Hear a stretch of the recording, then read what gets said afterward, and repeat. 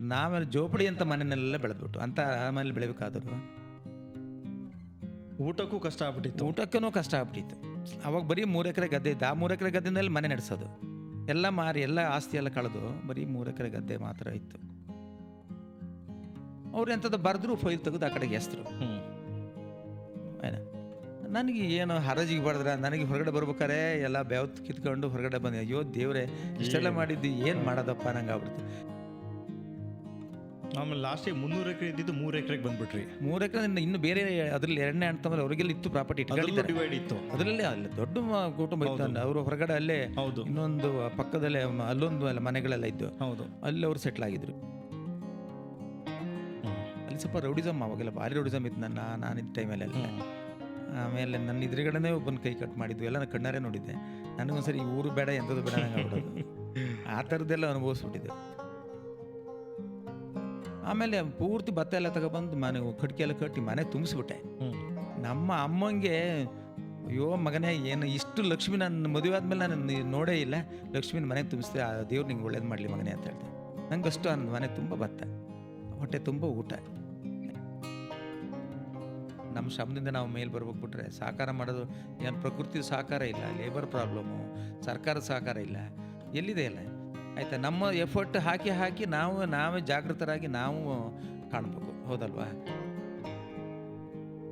ಇದು ಮನೆ ಆಗಿದೆ, ಮಕ್ಕಳನ್ನ ಓದಿಸಿದ್ದೀನಿ ಆಯಿತಾ, ಮಗನ ಮದುವೆ ಮಾಡಿದ್ದೀನಿ, ಮಗಳು ಕೆನಡಾದಲ್ಲಿ ಓದಿಸಿದ್ದೀನಿ, ಅಲ್ಲಿ ಜಾಬ್ ಮಾಡ್ತಿದ್ದಾಳೆ. ಇವೆಲ್ಲ ನಡೆದಿದ್ದು ಆ ಭೂಮಿ ತಾಯಿಂದನೇ. ನಾವೇನು ಬೇರೆ ವೃತ್ತಿ ಮಾಡೋಕ್ಕೆ ಹೋಗಿಲ್ಲ. ಎಲ್ಲ ತಕ್ಷಣ ನಾವು ನನ್ನ ಮನೆಲ್ಲ ಮಣ್ಣೆಲ್ಲ ಸ್ವಲ್ಪ ಜೋರು ಮಾಡೋಕ್ಕೆಲ್ಲ ಶುರು ಮಾಡ್ದೆ, ಹೀಗೆ ಅಂತೇಳಿ. ಆಮೇಲೆ ಅವ್ನಿಗೆ ಸ್ವಲ್ಪ ಅದು ಬೇಜಾರಾಯಿತು. ಬೇಜಾರಾದ್ಮೇಲೆ ನೋಡೋಣ ಅಂತೇಳಿ ಈ ಬಟ್ಟೆ ತಗೊಂಡು ಸೀದಾ ಚಿಕ್ಕಮಗಳೂರು, ಏನಾದ್ರು ಒಂದು ಬದುಕು ಕಾಣ್ಬೇಕಂತೇಳಿ ಚಿಕ್ಕಮಗಳೂರಿಗೆ ಹೋದೆ. ತಂದ್ಕೊಡ್ತೀನಿ. ಮತ್ತೆ ಇನ್ನೊಂದು ಹೇಳಬೇಕು, ಎಲ್ಲ ಪಾರ್ಟ್ನರ್ ಕೈ ಕೊಟ್ರು, ಲೈಫ್ ಪಾರ್ಟ್ನರ್ ಮಾತ್ರ ಕೈ ಕೊಟ್ಟರು ಬಿಡಿ. ಅದೇ ನಾನು ಹೇಳಿದ್ದು, ಅವರೇ ನಮ್ಮ ಎಲ್ಲರ ಮನೆಯಲ್ಲೂ ಅವರೇ ಕಾಪಾಡೋದು. ನಿಜವಾಗ್ಲು ಹೆಂಡತಿ ಅಂತ ಏನಿದ್ದಾಳೆ ಅವಳೇ ನಮ್ಮ ಮನೆಗೆ ದೇವತೆ.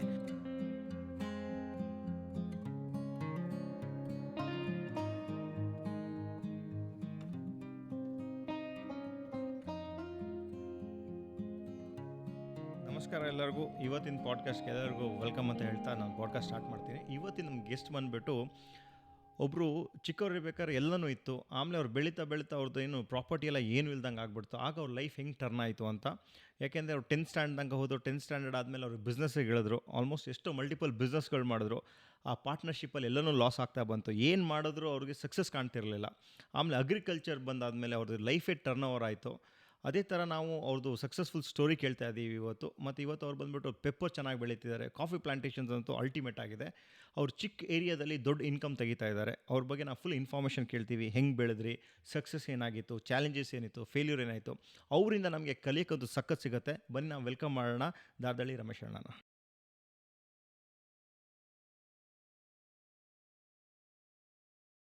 ನಮಸ್ಕಾರ ರಮೇಶ್ ಅಣ್ಣ, ಚೆನ್ನಾಗಿದ್ದೀರಾ? ತುಂಬ ಖುಷಿ ಆಯಿತು ನಮ್ಮ ಪಾಡ್ಕಾಸ್ಟಿಗೆ ಬಂದಿದ್ದೀರಾ. ಇವತ್ತು ನಾವು ನಿಮ್ಮದು ಲೈಫ್ ಸ್ಟೋರಿ ಬಗ್ಗೆ ನಾವು ಕೇಳ್ತೀವಿ, ಮತ್ತು ನಿಮ್ಮ ಲೈಫ್ ಸ್ಟೋರಿ ಸಖತ್ ಜನಕ್ಕೆ ಇನ್ಸ್ಪೈರ್ ಆಗುತ್ತೆ ಅಂತ ಅಂದ್ಕೊಂಡಿದ್ದೀನಿ ನಾನು. ಚಿಕ್ಕವರಿಂದ ನೀವು ಹಿಂಗೆ ಬೆಳೆದು ಬಂದ್ರಿ, ಮತ್ತು ಯಾವ ಥರ ಸ್ಟ್ರಗಲ್ ಮಾಡಿದ್ರಿ, ಯಾವ ಥರ ಸಕ್ಸಸ್ ಆಯಿತು, ಆಮೇಲೆ ನಿಮ್ಮ ಲೈಫ್ನ ಈಗ ಹೆಂಗೆ ಅಳವಡಿಸ್ಕೊಂಡಿದ್ದೀರಾ ಅದ್ರ ಬಗ್ಗೆ ಮಾತಾಡೋಣ. ಬನ್ನಿ, ನಿಮ್ಮದು ಚಿಕ್ಕವರಿಂದ ಬೆಳಿಬೇಕಾದ್ರೆ ಸಿಚುವೇಶನ್ ಹೆಂಗಿತ್ತು? ಈಗ ನನ್ನ ಚಿಕ್ಕ ಇದರಿಂದ ಹೇಳ್ತೀನಿ. ನಾನು ಮೂಲತಃ ದಾರದಹಳ್ಳಿ ಅವರು. ನಾನು ಮೂಲತಃ ದಾರದಹಳ್ಳಿನೇ. ನಾವು ನನ್ನ ಪೂರ್ವಕರೆಲ್ಲ ಅಲ್ಲೇ ನೆಲೆಸಿದ್ದು ಭಾರಿ ಶ್ರೀಮಂತರಾಗಿದ್ದರು. ಶ್ರೀಮಂತರು ಅಂತೇಳಿದರೆ ಒಂದು 1845-50 ಇಸ್ವಿನಲ್ಲಿ 100 ಎಕರೆ ಕಾಫಿ ತೋಟ ಎಲ್ಲ ಮಾಡಿ ಗತಿಸಿದವರು.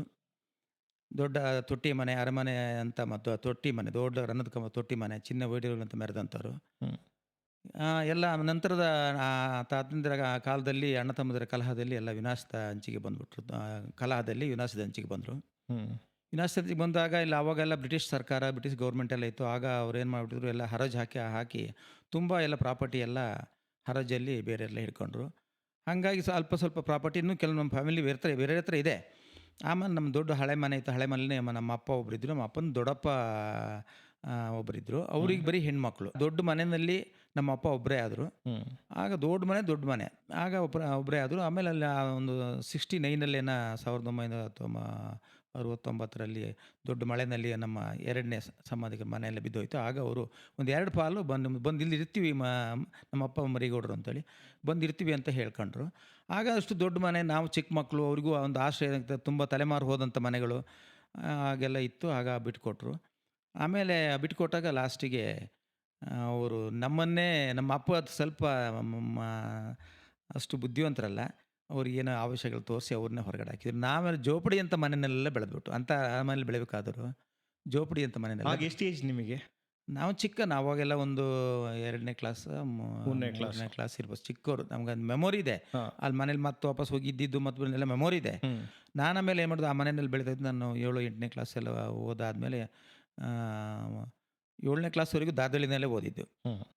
ನಂತರದಲ್ಲಿ ಮೂಡಿಗೆರೆಗೆ ನಡ್ಕೊಂಡು ಹೋಗಿದ್ವಿ. ಹಿಂದೆ ಎಲ್ಲ ವೆಹಿಕಲ್ ಇರಲಿಲ್ಲ. ನಡ್ಕೊಂಡೋಗಿ ಮೂಡಿಗೆರೆ ನಡ್ಕೊಂಡೋಗಿ 8ನೇ ಕ್ಲಾಸಿಂದ ಮೂಡಿಗೆರೆಗೆ SSLCವರೆಗೂ ಮೂಡಿಗೆರೆನಲ್ಲಿ ಓದಿದೆ. ಮೂಡಿಗೆರೆಲಿ ಓದಿ SSLC ಫೇಲ್ ಆಯಿತು. ಆಗ ನಾವು ನಮ್ಮ ಊರಲ್ಲೆಲ್ಲ ಇದ್ದಾಗ ನನ್ನ ಸಂಬಂಧಿಕರು, ಅಣ್ಣ ತಮ್ಮರು, ಬೇರೆ ಅವ್ರಿಗೆಲ್ಲ ಊರಿನವರೆಲ್ಲ, ನಾವು ಅವ್ರ ಮನೆಗೆಲ್ಲ ಹೋಗ್ತಾ ಇದ್ದಾಗ ಪಾಪ ನಮ್ಮ ಕತೆಗಳನ್ನೆಲ್ಲ ಹೇಳೋರು. ಹಿಂದಿನ ಕತೆ ನಮ್ಮ ಅತ್ತೆ ಒಬ್ಬರು ಹೇಳೋರು, ಇಂಥ ಮನೆ ಹಿಂಗಿತ್ತು, ಹಂಗಾಯಿತು, ಮಕ್ಳು ಹಂಗೆ ಮಾಡ್ಬೇಕು, ಹೀಗೆ ಮಾಡಬೇಕು ಅಂತೆಲ್ಲ ಹೇಳ್ತಾಯಿದ್ರು. ನಮ್ಗೆ ಅವಾಗ ಮನಸ್ಸಲ್ಲಂತೂ ಭಾರಿ ಬೇರೆ ದೊಡ್ಡ ಮನೆತನ, ನಾವು ಈ ಥರ ಆಗ್ಬಿಡ್ತು, ಒಂದು ಹೊತ್ತಿನ ಊಟಕ್ಕೂ ಕಷ್ಟ ಆಗ್ಬಿಡ್ತಲ್ಲ, ಎಲ್ಲ ಹೋಗಿ ಬರೀ ಊಟಕ್ಕೂ ಕಷ್ಟ ಆಗ್ಬಿಟ್ಟಿತ್ತು. ಊಟಕ್ಕೂ ಕಷ್ಟ ಆಗ್ಬಿಟ್ಟಿತ್ತು. ಅವಾಗ ಬರೀ 3 ಎಕರೆ ಗದ್ದೆ ಇದ್ದು, ಆ 3 ಎಕರೆ ಗದ್ದೆನಲ್ಲಿ ಮನೆ ನಡೆಸೋದು, ಎಲ್ಲ ಮಾರಿ ಎಲ್ಲ ಆಸ್ತಿ ಎಲ್ಲ ಕಳೆದು ಬರೀ 3 ಎಕರೆ ಗದ್ದೆ ಮಾತ್ರ ಇತ್ತು. ಎಷ್ಟು ಎಕರೆ ಇತ್ತು ನಿಮ್ಗೆ ಟೋಟಲ್ ಆಗ? ಟೋಟಲ್ ಹಿಂದಿನ ಇದು ಎಲ್ಲ ಅದ್ರಲ್ಲೂ ಎಲ್ಲ ರೆಕಾರ್ಡೇ ಇದ್ದಾವೆ, ಎಲ್ಲ ಬುಕ್ನಲ್ಲೇ ಬರೆದಿದ್ದಾರೆ. ಒಂದು ಹಿಂದೆ ಅವರೆಲ್ಲ ಜಾಯಿಂಟ್ ಆಗಿದ್ದಾಗ ಒಂದು 300 ಎಕರೆ ಎಲ್ಲ ಗದ್ದೆ ತೋಟದಿಂದ. ಅಲ್ಲಿ ಉಡುವೆ ಎಸ್ಟೇಟ್ ಅಂತ ಇತ್ತು. ಆಮೇಲೆ ಈಗ ಕೆಂಬತ್ಮಕ್ಕಿ ಅಂತ ಇತ್ತು. ಈಗ ಅಲ್ಲಿ ನಮ್ಮ ರಾಜಣ್ಣರೆಲ್ಲ ಮಾಡಿದ್ರು. ಅವ್ರು ಯಾವಾಗಲೂ ಹೇಳ್ತಾ ಇರ್ತಾರೆ, ಹಿಂದೆ ನಿಮ್ಮ ಅಜ್ಜದ್ರ ಕಾಲದ ಕಣ ಅಲ್ಲಿ ಪಲ್ಪಿಂಗ್ ಮಾಡಿ, ಹ್ಯಾಂಡಲ್ ಪಲ್ಪಿಂಗ್ ಮಾಡಿ ಕತ್ತೆನಲ್ಲಿ ಕಾಫಿನ ಮಂಗಳೂರಿಗೆ ಹೊಡಿತಾ ಇದ್ರು. ಆ ದೇವ್ರ ಮನೆಯಲ್ಲಿ ಒಂದು ರೂಟ್ ಇತ್ತಂತ, ಕಾಲ್ದಾರಿ ಅಂತೇಳಿ. ಅವಾಗ ಅದರಲ್ಲಿ ತಗೊಂಡೋಗಿ ಮಾರ್ಕೊಂಡೆಲ್ಲ ಅಷ್ಟು ಅದ್ದೂರಿಯಾಗಿ ಮಾಡಿದರು. ಅಷ್ಟು ಕೃಷಿ ಮಾಡಿದವರು. ಅದೇನೋ ಅವಾಗೆಲ್ಲ ಮೆಡಿಷನ್ ಇಲ್ಲ, ಯಾವುದೋ ಗಿಡ ಹಾಕಿದ್ರು, ಕಾಫಿ ಗಿಡಗಳು. ಆವಾಗ ಅದು ಡಿಸೀಸ್ ಎಲ್ಲ ಬಂದು ಸತ್ತೋಯ್ತು. ಆವಾಗ ಇವರಿಗೆಲ್ಲ ಲಾಸಿಗೆ ಬಂದ್ಬಿಟ್ರು. ಅಲ್ಲಿಂದ ಶುರುವಾಯಿತು. ಅದೆಲ್ಲ ಕತೆ ಉಂಟಲ್ಲ, ನಿಮ್ಗೆ ಗೊತ್ತಲ್ಲ, ಒಂದು ಏಳು ಒಂದು ಬೀಳು, ಒಂದು ಮನೆತನ, ಎಷ್ಟೋ ಮನೆತನ ಇದ್ದಿದ್ದಾವೆ, ಎಷ್ಟೋ ಮನೆತನ ಬಿದ್ದಿದ್ದಾವೆ, ಏನೇನೋ ಕತೆಗಳಾಗಿದ್ದಾವೆ. ಹೌದು. ಹಾಗಾಗಿ ಅವಿನಾಶಕ್ಕೆ ಬಂದು ಹೋದರು. ಆಮೇಲೆ ಲಾಸ್ಟಿಗೆ 300 ಎಕರೆ ಇದ್ದಿದ್ದು 3 ಎಕರೆಗೆ ಬಂದ್ಬಿಟ್ರಿ. 3 ಎಕರೆ ಇನ್ನು ಬೇರೆ ಅದರಲ್ಲಿ 2ನೇ ಅಣ್ಣ ಅವರಿಗೆಲ್ಲ ಇತ್ತು ಪ್ರಾಪರ್ಟಿ, ಡಿವೈಡ್ ಇತ್ತು ಅದರಲ್ಲೇ. ಅಲ್ಲಿ ದೊಡ್ಡ ಕುಟುಂಬ ಇತ್ತು. ಅವರು ಹೊರಗಡೆ ಅಲ್ಲೇ ಇನ್ನೊಂದು ಪಕ್ಕದಲ್ಲೇ ಅಲ್ಲೊಂದು ಎಲ್ಲ ಮನೆಗಳೆಲ್ಲ ಇದ್ದು, ಹೌದು, ಅಲ್ಲಿ ಅವರು ಸೆಟ್ಲ್ ಆಗಿದ್ರು. ಆದ್ರೆ ನೀವು ಅಲ್ಲಿ ತನಕ ನಿಮ್ಗೆ ಎಲ್ಲ ಕಂಫರ್ಟ್ ಇರ್ತ ಅನ್ಸುತ್ತೆ, ಊಟ ಟೈಮ್ ಸಿಕ್ಕೋದು ಎಲ್ಲ ಆಗೋದು. ಸಡನ್ ಆಗಿ ಏನು ಇಲ್ದಲೆ ನಿಮ್ಗೆ ಒಂದೊತ್ತು ಊಟ ಕಷ್ಟ ಆಗ್ಬಿಡ್ತು ಅಂತಾಗ ಆ ಥರ ಹಿಂಗೆ ಏನಿತ್ತು ಇಲ್ಲಿಂಗ್ ಅಂದರೆ ಅದು ನಮ್ಮ ಅಪ್ಪದವರೆಲ್ಲ ಶ್ರೀಮಂತರು ಬಣ್ಣ ಇಲ್ಲಿ ಹುಟ್ಟಿದ್ದು, ನಾವೆಲ್ಲ ಬಡತನದಲ್ಲಿ ಹುಟ್ಟಿದ್ದು. ಹಂಗಾಗ್ಬಿಡ್ತು. ನಾವು ಅವ್ರ ಮನೆ ಇದರಲ್ಲಿ ಅವ್ರ ಶ್ರೀಮಂತರ ಮನೆಯಲ್ಲ ಹುಟ್ಟಿದ್ರು, ನಾವು ಬಡತನದ ಮನೆಯಲ್ಲಿ ಹುಟ್ಟಿದಂಗೆ ಆಗ್ಬಿಡ್ತು. ಹೆಂಗೆ ಅಂತ ಹೇಳಿದ್ರೆ, ಅವರು ಆ ದೊಡ್ಡ ಮನೆಯಲ್ಲೆಲ್ಲ ಇದ್ರು, ಮಾಡಿದ್ರು, ಅವರು ಎಲ್ಲ ಅಪ್ಪದವ್ರನ್ನೆಲ್ಲ ನಡೆಸಿದ್ರು, ಎಲ್ಲ ಜಾರಿ ಅದ್ದೂರಿಯಾಗಿ ನಡೀತಾರೆ. ಅವರೆಲ್ಲ ಆ ಜೀವನನ ಇದು ಮಾಡಿದ್ರು. ನಮ್ಮ ಜೀವನ ಮಾತ್ರ ಭಾರಿ ಬಾಲ್ಯ ಜೀವನ ಮಾತ್ರ ಬದುಕೆಲ್ಲ ಕಷ್ಟನೇ. ಆಮೇಲೆ ನೀವು ಅಲ್ಲಿಂದ 10ನೇ ಕ್ಲಾಸ್ ಆದ್ಮೇಲೆ ಡೈರೆಕ್ಟ್ ಏನು 10ನೇ ಕ್ಲಾಸ್ ತನಕ ಓದ್ರಿ ಅಂತ? 10ನೇ ಕ್ಲಾಸ್ವರೆಗೂ ನಾನು ದಾರದಳ್ಳಿನಲ್ಲೇ, ಅಲ್ಲ ಇದು 5ನೇ ಕ್ಲಾಸ್ವರೆಗೂ, 6ನೇ ಕ್ಲಾಸ್ವರೆಗೂ, 7ನೇ ಕ್ಲಾಸ್ವರೆಗೂ ದಾರದಳ್ಳಿ. ಅಲ್ಲಿಂದ ಅಲ್ಲಿ ಮತ್ತು ಹೈಸ್ಕೂಲಲ್ಲಿ ಇರಲಿಲ್ಲ, ಹೈಸ್ಕೂಲಿಗೆ ಮೂಡಿಗೆರೆ ಜೂನಿಯರ್ ಕಾಲೇಜಲ್ಲಿ ಅಲ್ಲಿ ಸ್ಟಡಿ ಮಾಡಿದು. ಅಲ್ಲಿ ಮಾಡಿದಾಗ ಅಲ್ಲಿಂದ